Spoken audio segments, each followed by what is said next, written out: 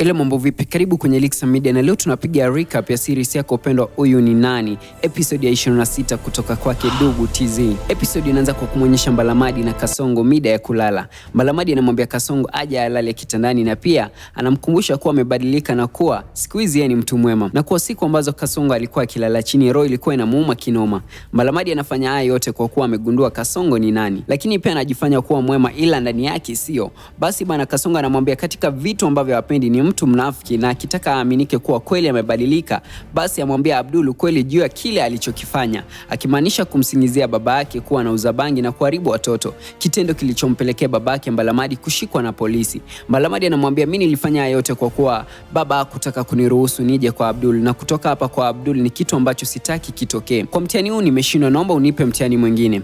Lakini Kasongo anamwambia sifanya yote kwa kuwa nataka tukukupa mtihani, bali pia nataka ulipie ulichokifanya. Mbalamadi ana jinsi, inabidi amwambia Abdul kweli licha ya kuogopa kufungwa yeye. Kwenye scene inayofuata tunamwona Abdul akiwauliza Mbalamadi na Kasongo ni kipi walitaka kumwambia, maana walikuwa washamwambia kuwa watakuwa na mazungumzo naye. Mbalamadi kwa kusita na uoga mwingi anamwambia Abdul, nisamee bora, nilisababisha babangu mzazi akafungwa kwa tuhuma za uongo. Mimi ndiye nilimsingizia kuwa anauza bangi na kuwaita polisi kwa kuwa nilitaka kurudi kwako, ila babangu ni mtu mwema na auzi bangi wala kuharibu watoto. Abdul anashtuka na kushangaa wakati mmoja, huku akioji kama alichosikia ni kweli au wanaota. Anamjia juu Mbalamadi na kumwambia sijawahi kuona mtoto mjinga na mwenye roho ya kinyama kama wewe. Yaani ulirudi hapa ukijiliza na kusikitika kuwa babako amefungwa, kumbe ilikuwa maigizo tu. Yaani babako hangaike kote huko ili akutafutia maisha hadi leo mnamiliki mahali pa kuishi. Heti afu leo unakuja kumfanyia ukatili wa aina hii. Ni laana gani unayo? Anamwambia Mbalamadi awapeleke mara moja kwenye kituo alichopelekwa baba yake. Aisei kumeanza kuchangamka, nini kitafuata? Acha tusubiri. Tayari ni kama mtumbwi wa Mbalamadi ushaanza kuzama. Kwenye picha inayofuata tunamwona Odo na Misondo halisi wakizungumza. Odo anamwambia Misondo kuwa ni kweli watu wengine hawawezi kukuona, ila hiyo yote ni kwa ajili ya kulinda usalama wako, kwa sababu watu wengine wakikuona maisha yako yatakuwa hatarini. Misondo anamuuliza na kwa nini yule mtu anayefanana na mimi tunde mwenye uwezo wa kuniona? Itawezekana vipi wakati hata mamangu ajui kama mimi nipo? Odo anakosa cha kujibu, ila anamwambia kuhusu yule mtu anayefanana na wewe kukuona, sijui imewezekana vipi. Wakati bado wanaongea mamake Misondo anafika pale akiwaka moto. Hii inamshtua Odo kwa kuwa ujanja wake ushafika ukingoni na lazima Misondo atafahamu ukweli. Misondo pia anashangaa kumwona mamake. Jua anamwambia Odo, kwa hivyo wewe umeamua tuonane wabaya, yani wewe wa kunidhuru mimi. Sasa basi naomba mrudishe mwanangu ufahamu wake, maana toka mwanzo nilijua umemtoa msukule. Na tayari Misondo ameniambia kuna mtu anayefanana naye hapa nyumbani kwako. Sasa basi kwa kuwa umeamua vita, acha kunyeshe tuone panapovuja. Kisha anaondoka. Inamwacha Odo kwa hofu kubwa kwa kuwa tayari Misondo ashafahamu ukweli. Na pia Misondo anabaki akiwa ameshangaa kwa kufahamu haya yote. Scene inayofuata tunamwona Odo na Cheusi wamejifungia ndani ya nyumba na Misondo yuko nje na upiga mlango kwa fimbo. Anamwambia Odo, fungua mlango unirudishe ufahamu wangu. Nataka niwe mtu wa kawaida, watu wote waweze kuniona. Cheusi anamwambia mamake, mama mrudishie tu ufahamu wake, maana naona kila tukijaribu tunaendelea kuharibu na sioni mafanikio yoyote zaidi ya mikosi. Odo anamwambia acha upumbavu wewe. Kisha anamgeukia Misondo. Anamwambia yani hapo unachotakiwa kufanya ni kunisikiliza mimi na kufuata maagizo yangu kama hapo mwanzo. Tofauti na hapo hakuna msaada wowote utakaopata, maana hakuna anaweza kukuona zaidi ya sisi na yule mtu mliyefanana naye. Hii inamwacha Misondo bila chaguo, inabidi tu aishi kwa masharti ya Odo. Acha tusubiri episode inayofuata tujue itaenda vipi. Kwenye scene nyingine tunamwona Semeno na Chinge unamwambia dada yao kuwa wanataka kuuza ile nyumba yao, kisha kila mtu achukue kilicho chake ajipange kimaisha. Dada yao Sondela anawaambia, kwa hivyo nyinyi mmeona kuwa kwa sisi ni wanawake mtatuletea huo upumbavu wenu eti mtatukalia?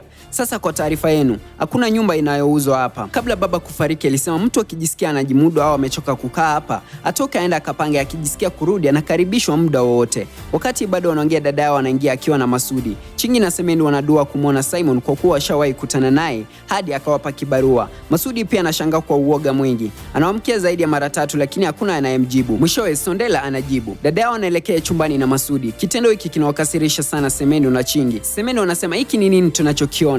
Kwa hivyo nyinyi mmeamua kubadilisha nyumba hii kuwa gesti, yani kuwaleta wanaume mnavyotaka nyie, sivyo? Sondela, hii ni nini? Bora hii nyumba ikauzwe tu. Aisei panaendelea kuchangamka. Kwenye scene ya mwisho tunamwona babake Mbalamadi yuko rumande kwenye kituo cha polisi. Polisi mkuu anauliza polisi wenzake wamefikia wapi juu ya uchunguzi wa kesi ya babake Mbalamadi, kwa kuwa anahitaji kukusanya ushahidi wote haraka iwezekanavyo na kumtia jela ili kukomesha upumbavu alionao wa kuharibu watoto na kuuza bangi. Askari wa pili anamjibu kuwa uchunguzi bado unaendelea na hivi karibuni watamaliza ili kumfikisha kizimbani. Tunamwona Abdul, Mbalamadi na Kasongo wakiingia kwenye kituo cha polisi. Wanamwamkia yule polisi mkuu na kujitambulisha. Wanaulizia kuhusu mabusu wao, yani baba babake Mbalamadi. Askari anasema, mnasema yule mpuuzi mwenye tabia ya kuharibu watoto na kuuza bangi. Yaani hapa tunasubiria tu kukusanya ushahidi wote kisha akaozee jela. Mbalamadi anasema nisamee mimi ndiye nilimsingizia babangu kuwa anauza bangi, lakini sio kweli. Naomba mwachilie huru kwa kuwa hana makosa. Polisi anafoka kwa hasira, kumbe nyinyi wapumbavu eti. Mna akili nzuri kweli. Kwa hivyo nyinyi mmeona njia ya kumsaidia jamaa wenu kuja kusema hivyo na matumaini eti tutamwachilia. Kwanza yawezekana huu ni mtandao mkubwa wa kuuza bangi na nyinyi wote labda mnahusika.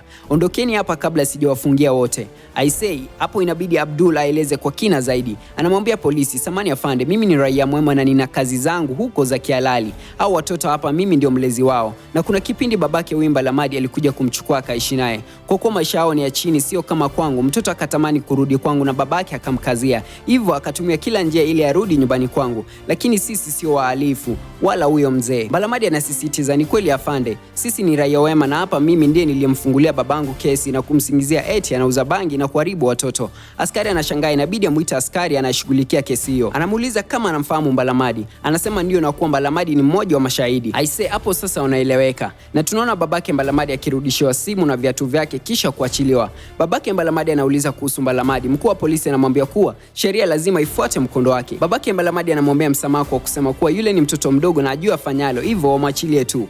Polisi kwa hasira anamjia juu babake Mbalamadi na kumwambia kuwa wewe umefeli kumfunza mwanao, sasa sisi ni ulimwengu tutakufunzia. Yaani hapa mpaka tufahamu alizitoa wapi bangi zile kisha sheria ifuate mkondo wake. Achiliwi mtu hapa. Ondokeni kabla sijabadili mawazo yangu kwa kuwa nyinyi mnataka kunichezea. Nitawatia wote ndani. Inabidi watoke tu na kumwacha Mbalamadi akilia kule korokoroni. Njani babake Mbalamadi anawageukia Abdul na Kasongo. Yaani wewe usingetafuta njia nyingine ya kunisaidia ukaona bora mtie mwanangu matatizoni. Wewe unafikiri toka mwanzo mimi sikujua kwamba Mbalamadi ndiye aliyenifanyia haya yote, ila nikaamua kubaki kimya. Yaani nilikuwa radi nikafia kule jela kuliko kumtia mwanangu kwenye shida. Sasa ole wenu mwanangu asitoke salama, tutaonana wabaya. Anatema moto kisha anaondoka. Inawashtua Abdul na Kasongo, hawakutarajia mtu aliyemsaidia kuwageuka namna ile bila hata shukrani zaidi ya kutoa vitisho, na wanajutia sana kumsaidia. I say mambo yamenoga, itakuwaje sasa? Wanamchana kumuokoa Mbalamadi, kwingineko Faza atazingua. Nini kitamkuta Mbalamadi? Je, Masudi kwa akina Semendu ni nini kitatokea? Vipi kuhusu Odo Cheusi zidi ya Misondo na Joa, nani atakayeshinda vita ile?